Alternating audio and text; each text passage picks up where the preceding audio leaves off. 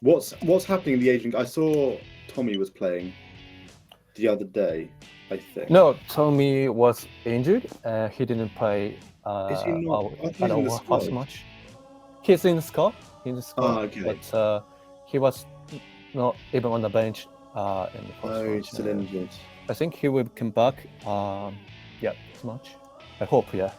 Yeah, I know he had an injury problem before he went, and that people were a little bit surprised, like, why is he going if he's injured? Because I saw on like the Arsenal Instagram, they said like, good luck, Tommy. So I thought maybe he was back in the team. What do you think about having these kind of competitions during the middle of the season? It's strange, right? I think Asian Cup and the African Nations Cup should take place in the summer, in June. Sorry, like Euro or World Cup. It's unfair, for example, Liverpool we miss Salah and Endo, our captain. Yeah. And some teams are missing important players. Yeah. But like Man City is missing nobody. So I think. Exactly. Yeah, it's unfair. Yeah. And that's the problem as well, isn't it? It's like some teams. Okay, I mean, for Arsenal, I think about it.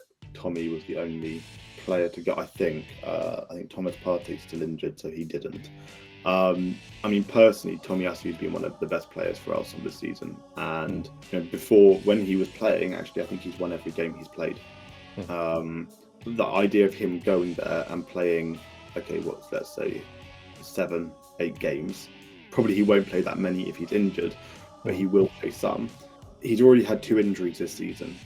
I think giving him this time to rest would have been better because he's. I mean, at the moment, he's the first choice left back, without a doubt. And I heard recently, or maybe he hasn't signed it yet, but he's about to sign a new contract with Arsenal. Which I really hope he does. I think he was a player. I know we talked about it a little bit before. Kind of when he first came, no one really knew what to expect, like who this guy is, what's he going to bring to the club, etc. But since he's been here, he's been like the perfect player, especially in that more physical role he's got. And I mean, you look at the game against Man City, for example, he came on, he made the difference. And there've been so many other games where maybe he's not the most spectacular player, like Matoma, but he's reliable. He's not like Zinchenko, who makes mistakes. Actually, I saw Tomiyasu, and I saw from a distance, at least, but I saw Tommy. Oh, cool.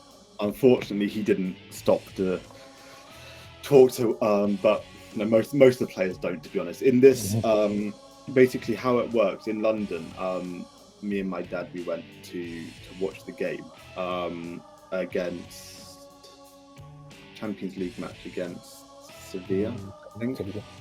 And we went a bit earlier, and because there were problems on the public transport, we had to take a bus. This bus stopped here, and when we got off the bus, we saw like the Arsenal coach. That's strange.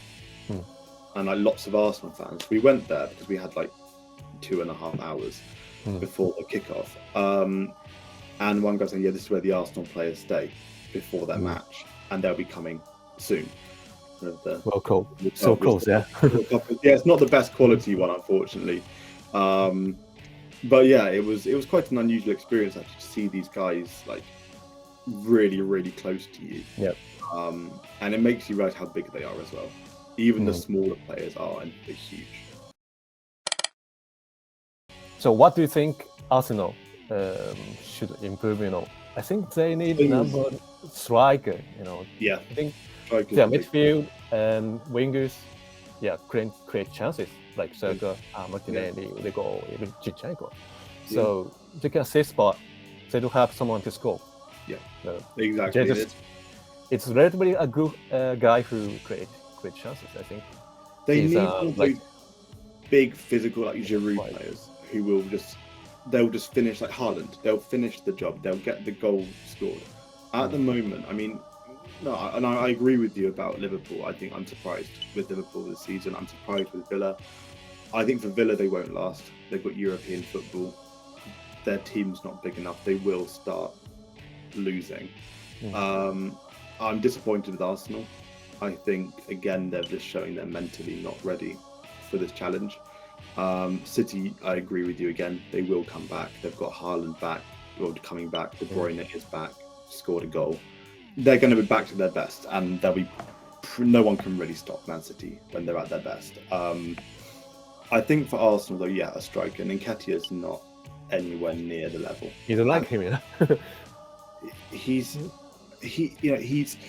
doesn't have the ability to score good goals on his own. He doesn't have the height to score like tap-ins. He's not physical enough, and he's arrogant. He's got I honestly, I'm amazed he's still an Arsenal player. And the only reason he still plays there is literally no one else in the squad who's a striker. Havertz, not up to it either. He's played, I think, 2 or 3 good games. Everything else has been zero, nothing. And I completely agree with you. I think the defence is the best defence I've seen Arsenal. Like I say, when Tommy comes back, it's probably the best defence I've seen at Arsenal for the last 10 years, I'd say. Midfield, again, with Rice and Odegaard together, best midfield for a long time. Wingers, Martinelli, Saka, 2 of the best young wingers in the world. They just need the striker. And that's why, it's 17th of January now. I don't know why they're still waiting on someone. Everybody says Ivan Toney, right? But he hasn't played for a while. I think, I don't know if it's good timing, to buy him. He's one of those players that his personal record would concern me the most. I think he'd been banned for 8 months for gambling. Yep. He's got, a year and a half left in his contract. I want 100 million for him. I wouldn't pay more than 50, personally. Because I think the other risk, it's like the, the Newcastle guy, Tonali. Newcastle spent 50 million for him, and he can't play for 10 months now, and there are rumours that AC Milan knew about this gambling when they sold him. I think for Arsenal to take a risk on Toney, one, take the risk that this whole situation is finished. Secondly, that he won't do it again. I think it's too much of a risk, because you don't want to sign a player for a lot of money and then find out, something else happened, he's banned for another year or so. But I think as a player, I would take him.